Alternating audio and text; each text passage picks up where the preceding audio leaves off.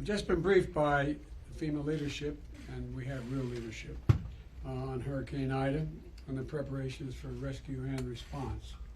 And the storm has made, as you know better than anyone, but I'm speaking to the public at large here, the storm made landfall a few hours ago, and it continues to rage and ravage everything it comes in contact with.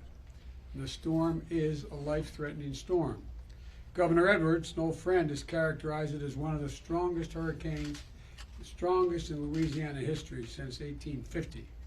And its devastation is likely to be immense. We shouldn't kid ourselves.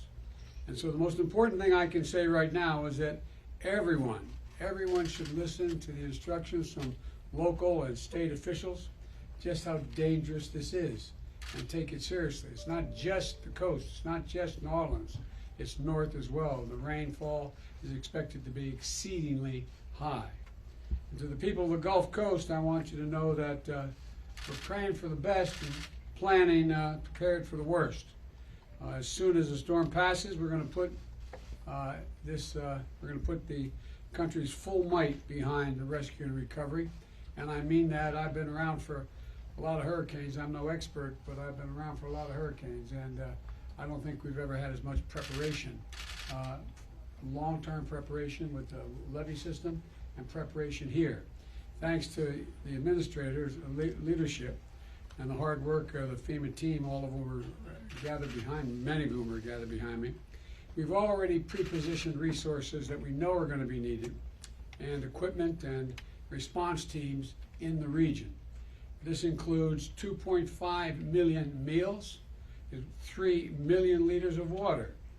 We've got generators in place, and we're in close touch with the power providers to get and restore power as soon as possible, because a lot of it's going to go out, and we should be prepared that it can take a long time, no matter how much we pre-position, which we have, that it's going to take a long time for a lot of it to get back up. It could take a matter of weeks for some places. We've got 13 urban search and rescue teams. For those of you who aren't familiar with that, these teams make up about 70 people and experts, each of these teams, and they can do real serious recovery work.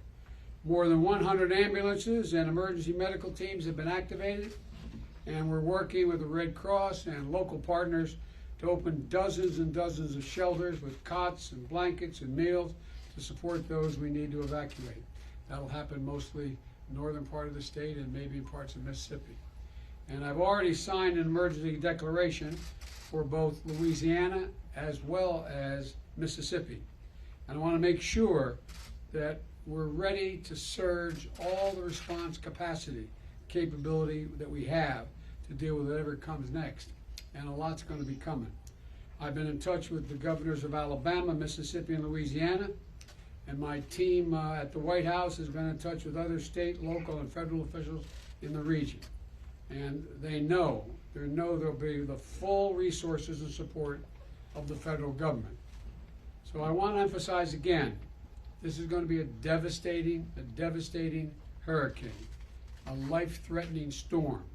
So please, all you folks in the Mississippi and in Louisiana, Mississippi, and God knows maybe even further east, take precautions. Listen, take it seriously, really very seriously. And you know, the whole government effort is ready to get to work. I can't think of any time where the federal, state, and local folks have worked together more closely and in advance of an obvious significant natural disaster. And folks, we're going to be here. We're going to be here to help the Gulf region get back on its feet as quickly as possible, as long as it takes. As long as it takes. So thank you, and may God protect those in the path of the storm, and God willing, we'll get through this sooner than later. But don't kid yourself. This is going to take a lot of resources, a little bit of luck, and as my grandfather would say, the grace of God and the goodwill of the neighbors. And by the way, look out for your neighbors. If you're in the region, look out for your neighbors.